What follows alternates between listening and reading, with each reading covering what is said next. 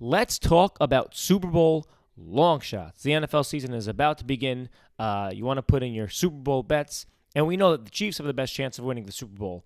The Eagles are up there. The Buffalo Bills, the Bengals have a very good chance of winning the championship, but you're not going to get a ton of bang for your buck betting on those teams to win the title. Now, if you bet on a team that has, say, 30 to 1, 40 to 1, maybe 50 or 60 to 1 odds to win the championship, that's where you're going to get a ton of value. Of course, those teams don't have a great shot of winning the Super Bowl, and that's why their odds are like that. But every single year, at least one long shot comes pretty close to winning the championship, if not winning the whole thing. So last year, the Eagles had 20 to 1 odds. I wouldn't really call that a huge long shot, but the Jaguars had 120 to 1 odds. Now, they only made it to the divisional round, but if you get that far, with those odds, you can hedge along the way. Make sure you at least get your money back. 2 years ago, the Bengals were 120 to 1 odds. They almost beat the Rams in the Super Bowl. When the Eagles won it in 2018, they were 50 to 1. The Niners were 40 to 1 when they made the Super Bowl against the Chiefs a few years ago. So every single year, you can find at least one example of a long shot getting really close to winning the title. So what I'm going to do is pick a long shot in the NFC and the AFC for us to put our money on, and then in a few months, we'll look back. Maybe they actually make it to the Super Bowl. If not, they might make it to the playoffs, go deep into the playoffs, and we can hedge, make our money back, maybe even make a couple of bucks. So I'm going to start in the AFC. The long shot that I'm looking at right now is the Tennessee Titans at DraftKings.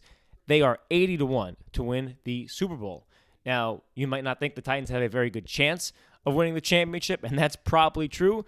But compared to some other teams with similar odds, and just looking at their schedule and their path to a potential championship in the best case scenario, I think there's value on 80 to 1. I think Tennessee's being a little bit overlooked, especially you look at their division. That's the key here. The Titans are in the worst division in the AFC, at least, if not in the entire NFL.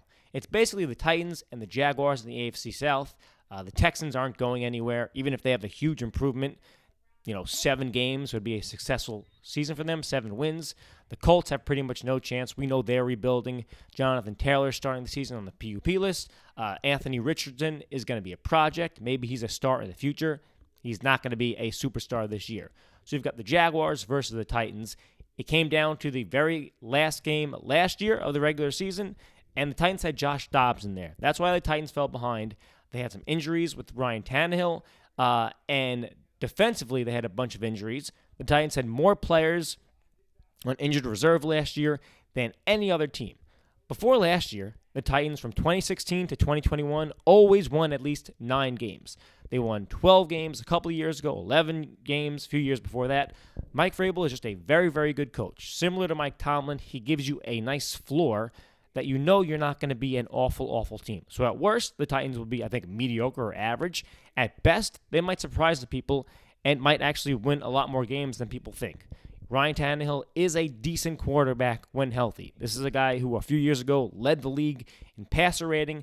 The next year, he had a 106.5 passer rating.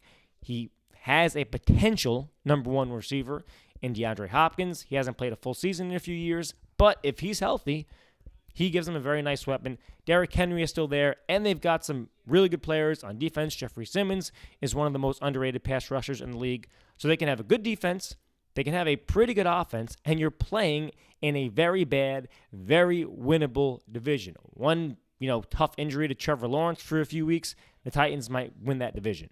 If you get into the playoffs, then at least you have a shot. Hosting a home playoff game, you get to the divisional championship, there's a nice place to hedge there. And just looking at other teams with similar odds, I'm looking at the Raiders have 80 to 1 Super Bowl odds. The Raiders have no shot in the division with Patrick Mahomes, Justin Herbert, Jimmy Garoppolo is the quarterback right now. That's a team who you could potentially see, I think, tanking to get a number 1 draft pick and maybe draft Caleb Williams or Drake May. So they have no shot. You look at a team like the Carolina Panthers, they're not going to the Super Bowl with Bryce Young as their quarterback. So I just love the value here on Tennessee at 80 to 1. I'm going to sprinkle some money on them. That's my AFC long shot.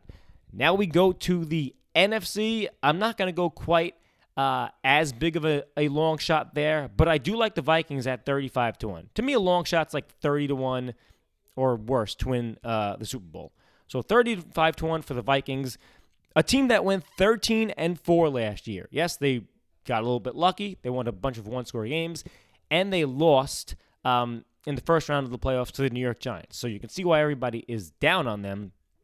But that's another team that's in a very, very winnable division. They won it last year. Aaron Rodgers is gone, so we don't know what we're getting with the Packers. We know the Bears are still kind of rebuilding-ish. They hope to be better, trading for DJ Moore. They're putting more weapons around Justin Fields. But that's still a team that, if they have a huge improvement, that would be like 8 wins. They're not winning the Super Bowl. And the Lions are the big favorite in the division. They are 22-1 to win that division. And I just don't see, or to win the Super Bowl, I just don't see why they're such a huge favorite in the division. They did not make the playoffs last year. Let's not forget this is a team with Jared Goff as the quarterback. Amon-Ra St. Brown is their best receiver. Very, very good. But besides that, you got Jameson Williams, who's suspended. Who knows what he's going to be? I don't love his receiving core. And the defense obviously wasn't great last year, one of the worst in the league, at least to start the year. So I don't see why the Lions are considered this huge favorite to win that division. So put all that together, the Vikings have a very good chance to win that division. Even if they regress a little bit, they could still win a bunch of games. The biggest issue there last year was the defense. Now you bring in Brian Flores to be the defensive coordinator. I think that's going to help out a lot. And they still have Justin Jefferson, the best receiver in the league probably, and Kirk Cousins, who, say what you will about him, is a borderline top 10 quarterback. You know what you're getting with him. The Vikings, again, are never bad with him. Same thing with the Titans. Titans are never bad. The Vikings are never bad. So you have this floor. What that gives you at the worst, you're going to be in it week 15, week 16. And in a best-case scenario, like last year in the regular season, you're going to win a bunch of games. You're going to go to the playoffs, and maybe, who knows, you get an easier schedule. It's possible to luck into a bye. Probably not, but you're at least hosting a round one playoff game, and we saw it last year. The NFC wasn't great. A lot of people are not predicting it to be great. So if the Vikings get an easy home playoff game, they can march their way to the divisional round. Maybe you get a hedge opportunity there, or maybe the Vikings surprise some people and go to the NFC Championship game. There's been a ton of talk about how the AFC is the strong, dominant conference, and the NFC, it's like the Eagles and the 49ers, and it's everybody else. And if that's the case, then why not take a shot on the Vikings at 35-1, who can certainly win that division, who can certainly beat up on, again, the Packers. We don't know what they're going to be. The Bears and the Lions, I'm not convinced that Detroit is going to be this great juggernaut. So I've been much more of a Kirk Cousins believer than I think a lot of people have been. He's just a good, solid quarterback. He won a playoff game on the road in New Orleans. Like, that's just a fact. You cannot take that away from him. I'm not saying he's Patrick Mahomes, but, like, look, Jimmy Garoppolo made it to the Super Bowl and almost made it to a couple of other ones. We saw what Brock Purdy did. Like I mentioned, Ryan Tannehill made it to the AFC Championship game a few years ago. You don't absolutely need an amazing quarterback to get close to winning the Super Bowl. It certainly helps, but you don't need it. And there's a reason why the Vikings are 35-1, but I think they are certainly being undervalued there. So I'm going to sprinkle the Vikings at 35-1. I'm going to sprinkle the Titans at 80-1. We'll check back in a few months, and hopefully we get a chance to at least hedge our bet, or maybe they go on a surprising run and they go all the way to the Super Bowl.